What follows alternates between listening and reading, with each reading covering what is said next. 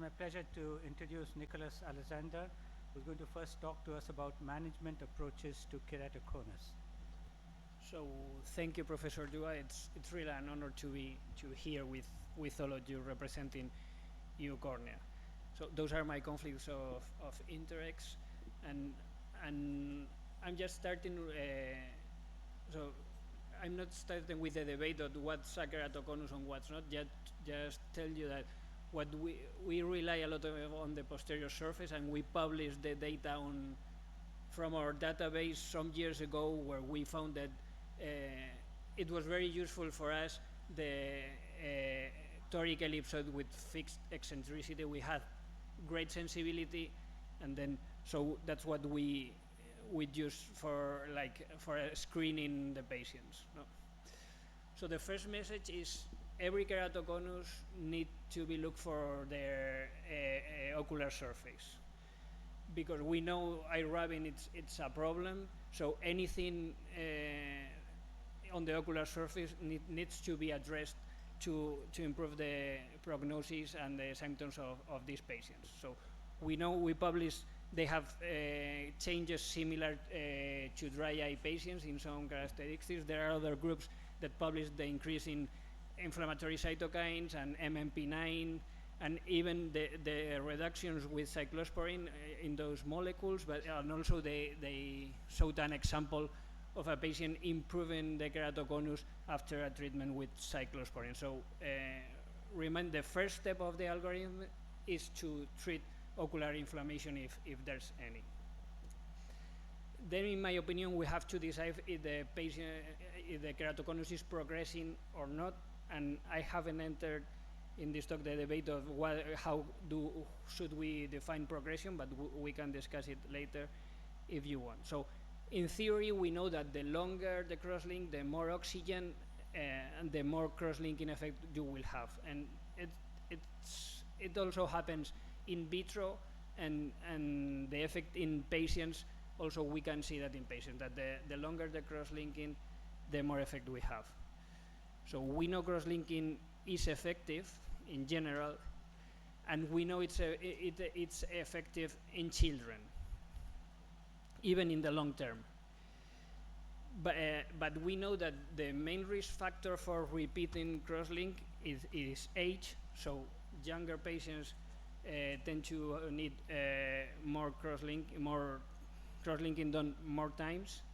And we know that adults and pediatric patients do not respond to accelerated crosslinking in the same way. That survival curve is after 9 milliwatts, 10 millimeters protocol. Also, in other studies, they found that non-accelerated crosslink had better results. With better results, I mean less progression, both in terms of visual acuity losing and in terms of aplanation. So that's we decided to change our protocol according to the age of the patients.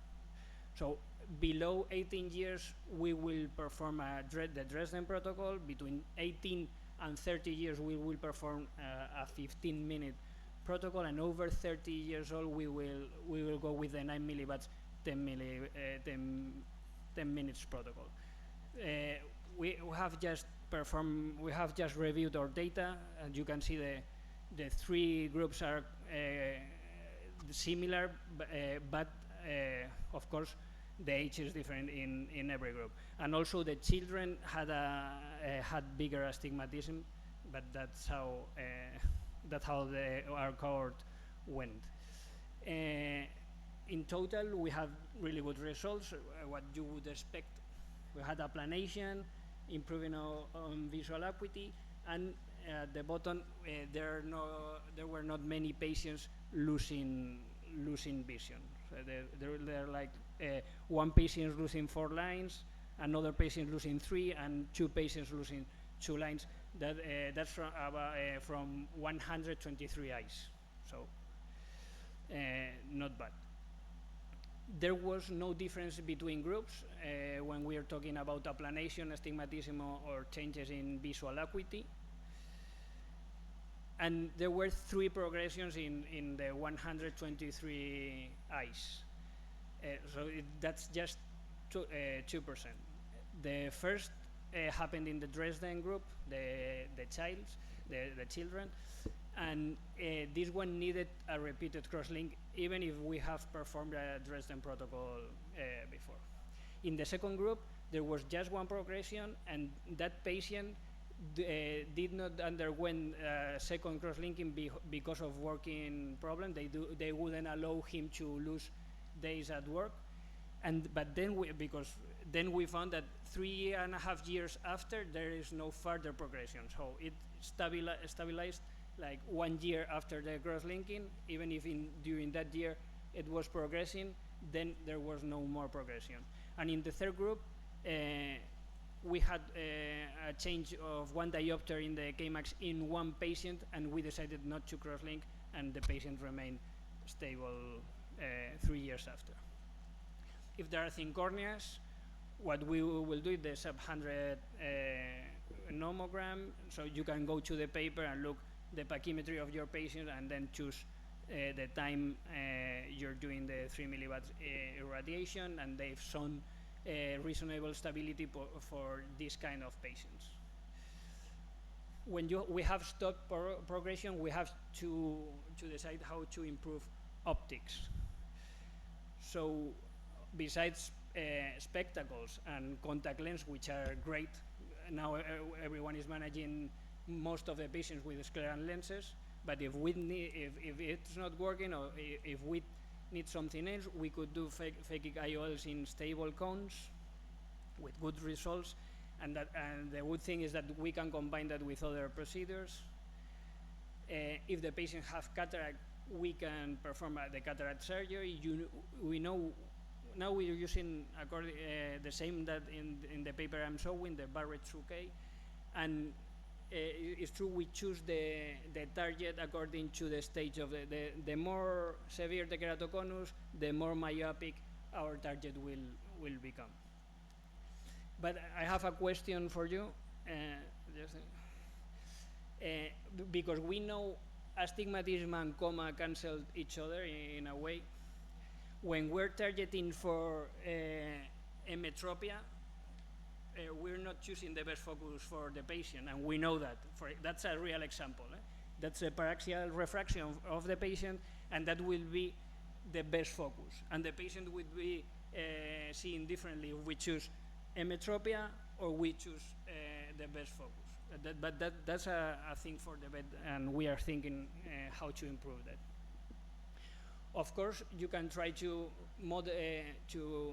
change the shape of the cornea, and so you can do a PRK, topographic guided PRK with cross-linking, and there are many ways of doing so. Now I have just learned that there is also the Moscow protocol in the other, so, but you can, the protocols are quite similar, and let's say it works, but I wouldn't say you can prove any differences between the protocols. No. I'm a big fan of intracorneal ring segments. What we did some years ago was to see which the changes induced by each combination, and in the axis of the segment, and how the aberrometry will change, and the diameter or the radius of curvature of each axis, and we published that. And the main take-home message is the closer you are to the center, the more effect you will have. Same goes for applanation, but also for aberrations. And for example, you can target astigmatism without changing the aberrations if you choose a symmetrical combination with short segments. I could enter in the details, but I have to speed up. So there's a recent meta-analysis with KERS, and I would say the meta-analysis says, I would agree that the effects are comparable with intracorneal ring segments. So in my hands, it would be good for thinner corneas, and also in those patients where you had trouble with the intracorneal ring segments. I think KERS can be very useful there, And if the nomograms become better, maybe it will expand. But at this point in my hands, intracorneal ring segments are more predictable. You know, if we can talk about predictability here. Of course, we have also the corneal tissue adhesion keratoplasty now, so you can add just the bone man layer, but the dissection will be difficult. It has been you will indicate that where no cross-linking, there is no cross-linking indication, so if you perform a pocket in those corneas, you may risk anhidrops. They say the onlay has less risks. I have no experience. And the published data is just short case series, so I couldn't talk about, I cannot talk about percentages or visual acuity in general. Same goes for intralamellar keratoplasty, though this seems more promising, but we have just case series, and we know that the lenticle can be customized with laser. Let's see where it goes. At this point in my armamentum, it's not included because I don't like to put anything in the visual axis if I can avoid it. But that's my reason at this point. And but yeah, if we have not been successful with anything else, DALC has very good results in these patients. You all know that, and I'm not going to enter in the specifics of the techniques, but we could discuss it after. So that will be all, and we will be meeting again, some of us in Prague. I hope someone in the audience wants to join us there. Yeah, thank you very much.